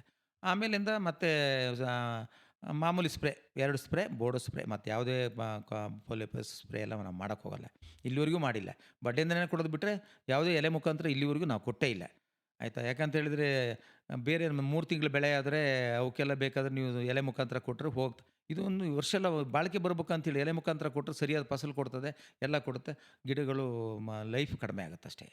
ಫಸಲೆಲ್ಲ ಚೆಂದ ಕೊಡುತ್ತೆ, ಲೈಫ್ ಕಡಿಮೆ. ತುಂಬ ತೋಟಗಳು ತುಂಬ ನೀವು ನೋಡಿರ್ಬೋದು, ಎಲ್ಲ ಸೊರಗಿರುತ್ತೆ. ಆಯಿತಾ? ನನ್ನ ಅನಿಸಿಕೆ, ನಾನು ಮಾಡಿದ ಪ್ರಾಕ್ಟೀಸಲ್ಲಿ ದೇವ್ರ ದಯೆಯಿಂದ ಇಲ್ಲಿವರೆಗೆ ಇದೆ, ಮುಂದಕ್ಕೆ ನನಗೆ ಗೊತ್ತಿಲ್ಲ. ಆಮೇಲೆ ಎಲ್ಲ 2 ಸ್ಪ್ರೇ ಮಾಡಿದ್ಮೇಲೆ ಆಗಸ್ಟ್ ಸೆಪ್ಟೆಂಬರಲ್ಲಿ ಮಳೆ ಕಡಿಮೆ ಆಗಿರ್ತಲ್ಲ, ನಮ್ಮ ದನಿನ ಗೊಬ್ಬರ ಒಂದು ಹಾಕ್ತೀನಿ, ಬೇವಿನ ಹಿಂಡಿ ಹಾಕ್ತೀನಿ. ಬೇವಿನ ಹಿಂಡಿ, ದನ ಗೊಬ್ಬರ. ದನದ ಗೊಬ್ಬರ ಇಲ್ಲತ್ತ ಸರ್ ನೀವು? ದನಿನ ಗೊಬ್ಬರ ಇದರಿಂದ ತರ್ತಿದ್ದೆ, ಇದು ಮೈಸೂರಿಂದೆಲ್ಲ ತರಿಸಿದ್ದು. ಅವರು ಈಗ ಅಲ್ಲೆಲ್ಲ ಇಲ್ಲ ಅಂತ ಹೇಳಿ, ಅದು ಮೋಸ, ಒಳ್ಳೇದು ಸಿಗಲ್ಲ, ಭಾರಿ ಕಷ್ಟ, ಭಾರಿ ಇದು ಮಾಡಬೇಕು. ದನದ ಗೊಬ್ಬರ ಅದರಲ್ಲೂ ದಂಧೆ, ಅದರಲ್ಲೆಲ್ಲ ಕೆರೆ ಮಣ್ಣು ಮಿಕ್ಸ್ ಮಾಡಿ ಅದನ್ನೆಲ್ಲ ಮಾಡಿ ಅದೊಂದು ದಂಧೆ ಇದೆ. ಅದೆಲ್ಲ ಹಾಕ್ದಾಗ ಬರೀ ಕೆರೆ ಮಣ್ಣೇ ಸಿಗುತ್ತೆ, ಗೊಬ್ಬರದಂಗೆ ಮಾಡ್ಕೆ ಬಂದಿರ್ತಾರೆ. ಆ ಥರ ದಂಧೆಗಳೆಲ್ಲ ಇದೆ, ಎಲ್ಲವೂ ಮೋಸನೇ. ನಾವು ಜಾಗೃತರಾಗಿ, ರೈತಂಗೆ ಎಲ್ಲರೂ ಮೋಸ ಮಾಡಾರೆ, ಯಾರೂ ಇದಿಲ್ಲ. ನಮ್ಮ ಶ್ರಮದಿಂದ ನಾವು ಮೇಲೆ ಬರ್ಬೇಕು ಬಿಟ್ರೆ, ಸಹಕಾರ ಮಾಡೋದು ಏನು, ಪ್ರಕೃತಿ ಸಹಕಾರ ಇಲ್ಲ, ಲೇಬರ್ ಪ್ರಾಬ್ಲಮ್ಮು, ಸರ್ಕಾರದ ಸಹಕಾರ ಇಲ್ಲ, ಎಲ್ಲಿದೆ ಎಲ್ಲ. ಆಯಿತಾ? ನಮ್ಮ ಎಫರ್ಟ್ ಹಾಕಿ ನಾವೇ ಜಾಗೃತರಾಗಿ ನಾವು ಕಾಣಬೇಕು, ಹೌದಲ್ವಾ? ಹೌದು. ಆ ಥರ ಅದನ್ನು ಮಾಡ್ಕೊಂಡ್ರೆ ಮಾತ್ರ ನಾವು ಬದುಕ್ತೀವಿ, ಇಲ್ಲಾಂದರೆ ಕಷ್ಟ ಆಗುತ್ತೆ. ಈಗ ರೇಟ್ ಇದೆ ಪರವಾಗಿಲ್ಲ, ಹಿಂದಿನ ರೇಟ್ ಇದ್ದರೆ ಒಬ್ಬರು ಬದುಕೋಕ್ಕೆ ಇರ್ತಿರಲಿಲ್ಲ, ಆಗ್ತಾನೇ ಇರಲಿಲ್ಲ. ಆಯಿತಾ? ಇನ್ನು ರೇಟ್ ಎಷ್ಟು ದಿವಸ ಇರುತ್ತೆ ನಮಗೆ ಗೊತ್ತಿಲ್ಲ. ಆದರೆ ಇರುವಾಗ ನಾವು ಜಾಗೃತರಾಗಬೇಕು, ನಮ್ಮ ಮೈ ಮೇಲಿರೋ ಹೊರೆನೆಲ್ಲ ಕಡಿಮೆ ಮಾಡ್ಕೋಬೇಕು, ಜಾಗೃತರಾಗಿ ನಾವೆಲ್ಲ ಇದಾಗಬೇಕು, ಬೆಳೆಗಾರರೆಲ್ಲ. ಇಲ್ಲಾಂದರೆ ಕಷ್ಟ ಆಗುತ್ತೆ ಅಲ್ಲಿ ಜೀವನ, ಎಲ್ಲ ಥರದಲ್ಲೂ ಕಷ್ಟನೇ. ಹಾಗಾಗಿ ಮತ್ತೆ ಇದು 2 ಅದೇ ಬೇವಿನ ಹಿಂಡಿ ಇದನ್ನು ಹಾಕ್ತೀನಿ. ಬಿಟ್ಟರೆ ಮತ್ತೆ ನಾನು ಬೇರೆ ಯಾವುದೇ ಥರದ್ದು ಹೊಟ್ಟೆಗೆ ತಿನ್ನೋಕ್ಕೆ ಚೆನ್ನಾಗಿ ಕೊಡ್ತೀವಿ. ಅದನ್ನು ಏನಾರು ಕಾಯಿಲೆ ಬಂತು ಅಂತೇಳಿ ಆ ಸ್ಪಾಟ್ ಸ್ಪ್ರೇ ಮಾಡಿ ಎಲ್ಲ ಮಾಡಿ, ಕಾಯಿಲೆ ಬಂದು ಇಡೀ ತೋಟಕ್ಕೆಲ್ಲ ಯಾವ್ಯಾವುದು ಹೊಡೆಯೋದು, ತುಂಬ ಮಿಸ್ಗೈಡ್ ಮಾಡ್ತಾರೆ, ತುಂಬ ಇದು ಮಾಡ್ತಾರೆ ಎಲ್ಲ. ಅದು ಹೊಡಿಬೇಕು, ಇದು ಹೊಡಿಬೇಕು ಎಂತ ಕೆಲವು ಔಷಧಿಗಳು, ಮೆಡಿಸಿನ್ ಹೆಸರೇ ನಮಗೆ ಗೊತ್ತಿಲ್ಲ. ದೇವ್ರದಿಂದ ನಾವು ಚೆನ್ನಾಗಿದ್ದೀವಿ. ನಮ್ಮದು ಈಗ ನೀವು ಎಷ್ಟು ರೌಂಡ್ ಗೊಬ್ಬರ ಕೊಡ್ತೀನಿ, ಕಾಂಪ್ಲೆಕ್ಸ್ ಕೊಡ್ತೀನಿ ಅಂತಂದರೆ? 4 ರೌಂಡ್ ಎಲ್ಲ ಕೊಡ್ತೀವಿ. 4 ರೌಂಡ್ ಅಂದರೆ ನೀವು ನಿಮ್ಮ ಲೆಕ್ಕದಲ್ಲಿ 2 kg ಗೊಬ್ಬರ ಕೊಡ್ತೀರಾ ವರ್ಷಕ್ಕೆ? ಒಂದೊಂದು ದೊಡ್ಡ ಬೀಳಿಗೆ ಅಷ್ಟು ಆಗುತ್ತೆ, ಬೀಳುತ್ತೆ. ಅರ್ಧ ಕೆ ಜಿಲಿಗೆ 2 kg ಆಗುತ್ತೆ. ಮತ್ತು ನೀವು ಕಾಂಪೋಸ್ಟ್ ಅಂತ ಹೇಳಿದ್ರೆ, ಕಾಂಪೋಸ್ಟ್ ನೀವು ಅದು ಎನ್ರಿಚ್ ಮಾಡ್ತೀರಾ ನೀವು? ಯಾವುದು ಕಾಂಪೋಸ್ಟ್ನ ನೀವು ಎಷ್ಟು ಒಂದು ವರ್ಷ ಬಿಟ್ಟು ಹಾಕ್ತಿಲ್ಲ, ಕಂಟಿನ್ಯೂಸ್ ಹಂಗೆ ಹಾಕ್ತೀರಾ? ದನಿನ ಗೊಬ್ಬರ ಹಾಕೋದು, ಕಾಂಪೋಸ್ಟ್ ಯಾವುದು ಹಾಕಿಲ್ಲ. ಅಲ್ಲ, ದನದ ಗೊಬ್ಬರ ನೀವು ಕಾಂಪೋಸ್ಟ್ ಮಾಡಿ ಹಾಕ್ತೀರಾ ಇಲ್ಲ ತಂದಂಗೆ ನೀವು ಹಾಕ್ತೀರಾ? ತಂದಂಗೆನೇ ಹಾಕ್ಬಿಡೋದು. ಹೌದಾ? ಅದ್ರಲ್ಲಿ ನಿಮಗೆ ವೈರಸ್ ಎಲ್ಲ ಇರುತ್ತೆ. ಡ್ರೈ ಆಗಿದ್ದ ಗೊಬ್ಬರದಲ್ಲಿ ಏನಿರಲ್ಲ. ಹಸಿ ಗೊಬ್ಬರ ಹಾಕಿದ್ರೆ ಇದು ಡೇಂಜರ್ ಆಗುತ್ತೆ. ತೋಟದ ಫಲವತ್ತತೆ ಇದ್ರೆ ಟ್ರೈಕೋಡರ್ಮಾ ಇವೆಲ್ಲ ತೋಟದಲ್ಲೇ ಇರುತ್ತೆ. ಫಲವತ್ತತೆನೇ ಇಲ್ಲ ಅಂತೇಳಿ ತೋಟದಲ್ಲಿ ನೀವು ಬೇವಿನ ಹಿಂಡಿ ಹಾಕ್ದಾಗ ನಮಗೆಲ್ಲ ಗೊತ್ತಾಗುತ್ತೆ, ಫಂಗಸ್ ಬರುತ್ತೆ. ಟ್ರೈಕೋಡರ್ಮಾಕ್ಕೆ ಬೇವಿನ ಹಿಂಡಿ ಭಾರಿ ಇಷ್ಟ. ಆಯಿತಾ? ಅದನ್ನೇ ಮಲ್ಟಿಪ್ಲೈ ಅದನ್ನೆಲ್ಲ ಹಾಕಿ ಬೇವಿನ ಹಿಂಡಿ ಹಾಕಿ ಮಲ್ಟಿಪ್ಲೈ ಮಾಡ್ತಾರೆ ಅದನ್ನ ಆ್ಯಕ್ಚುಲಿ ಎಲ್ಲ. ಓಕೆ. ಆಯ್ತು, ಟ್ರೈಕೋಡ್ ನಮ್ಮ ತೋಟ ಫಲವತ್ತತೆ ಹಾಳು ಮಾಡಿದ್ವಿ. ಇಲ್ದಿದ್ದೆಲ್ಲ ಹೊಡೆದ್ರೆ ಆಮ್ಲ ಗೀಮ್ಲ ಎಂಥವು ಹಾಳು ಮೂಳು ಎಲ್ಲ ಹೊಡೆದ್ರೆ ತೋಟದಲ್ಲಿ ಪಟ್ಟಿಲ್ ಸಾಯಿಲೆ ಹಾಳಾಗೋದ್ರೆ ಟ್ರೈಕೋಡರ್ಮ ಎಲ್ಲಿರುತ್ತೆ. ಆಮೇಲೆ ಕಾಡು ಮರಗಳು ಇದ್ದರೆ ಒಳ್ಳೇದು ತೋಟಕ್ಕೆ. ಕಾಡು ಮರಗಳಿಂದ ಎಲ್ಲದು ಒಳ್ಳೆ ಕಾಂಪೋಸ್ಟ್ ಆದಂಗೆ ಆಗುತ್ತೆ. ಆಮೇಲೆ ನಾನೇನು ಮಾಡ್ತೀನಿ ಇದನ್ನ ಮಾಡುವಾಗ ಯಾವುದು ಈ ನವಂಬರ್ಲಿ ಮಲ್ಚ್ ಅಲ್ಲ, ಇದು ಬಡ್ಡೆಗೆ ಮಣ್ಣು ಕೊಡ್ತೀವಲ್ಲ, ಮಣ್ಣು ಕೊಟ್ಟಾಗ ಚರಂಡಿ ಇರುತ್ತಲ್ಲ, ದರ್ಗಿನ ರಾಶಿ ಎಲ್ಲ ಚರಂಡಿಗೆ ಮಾಡಿರ್ತೀವಿ. ದರ್ಗ ರಾಶಿ ಮಾಡುವಾಗ ಮಳೆಗಾಲದಲ್ಲಿ ಅದೆಲ್ಲ ಒಂಥರ ಕಾಂಪೋಸ್ಟ್ ಆಗುತ್ತೆ. ಆ ಚರಂಡಿ ಮಣ್ಣು ತೆಗೆದು ನಾವೆಲ್ಲ ಇದಕ್ಕೆಲ್ಲ ಬಡ್ಡೆ ಕೊಡ್ತೀವಿ ಮಣ್ಣು.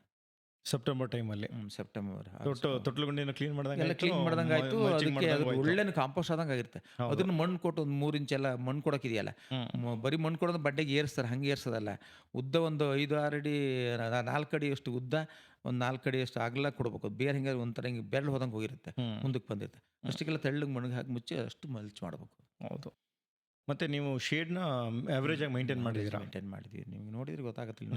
ಈಗ ನೀವು ಈಗ 1 ಎಕರೆಗೆ ಎಷ್ಟು ಮೆಣಸು ಕುಯ್ತಾ ಇದ್ದೀರಾ? ಅದೇ ಹೇಳಿದ್ರೆ ಅರ್ಧ ಟನ್ ಕೊಯ್ದು ನಾವು. ಜಾಸ್ತಿ ಅವರೇಜ್ ಕ್ರಾಪ್ ಬರ್ತಾಯಿದೆ ನನಗೆ. ನಾನು ಸುಮ್ಮನೆ ಹೀಜದು ಅಂತಾರಲ್ಲ, ಪಾಲಿಯರ್ಲೆ ಕೆಲವು ಕೆಮಿಕಲಲ್ಲಿ ಇದು ಹೊಡೆದ್ಬಿಟ್ರೆ ಹಾಗೆ ಎಗ್ಗಮಗ ಹಿಡಿಯುತ್ತೆ ಹಾಗೆ ಗಿಡನೂ ಹೋಗುತ್ತೆ, ಗಿಡ ಏನು ಉಳಿಯಲ್ಲ.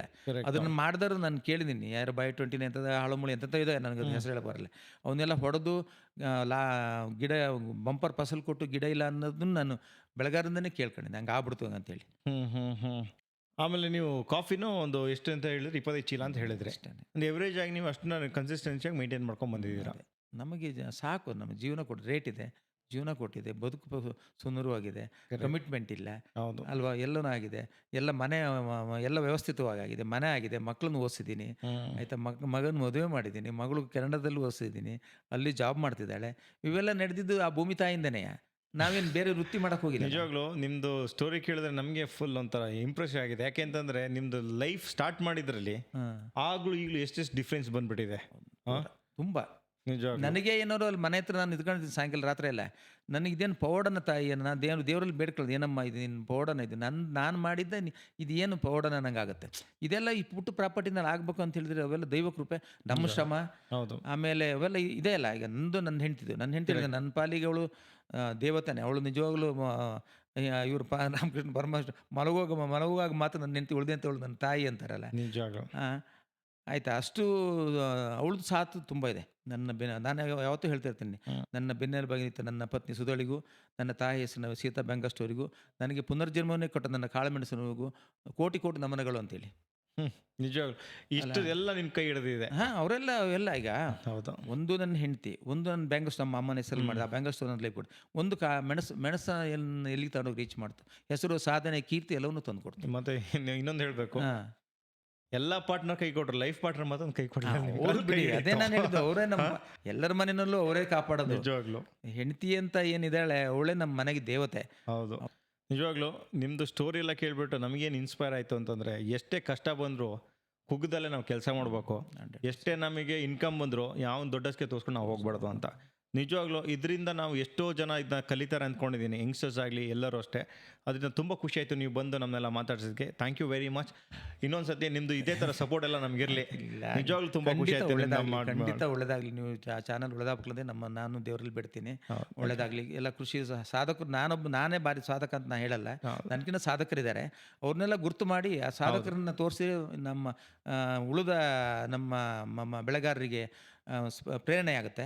ಆ ಥರ ಮಾಡಿ ನಿಮ್ಮ ಚಾನಲ್ ಬೆಳೀಲಿ. ಆ ದೇವರು ತಾಯಿ ಅನ್ನಪೂರ್ಣೇಶ್ವರಿ ಮಹಾಗಣಪತಿ ನಿಮಗೆ ಒಳ್ಳೇದು ಮಾಡಲಿ, ಒಳ್ಳೇದಾಗಲಿ. Thank you very much. Thank you sir.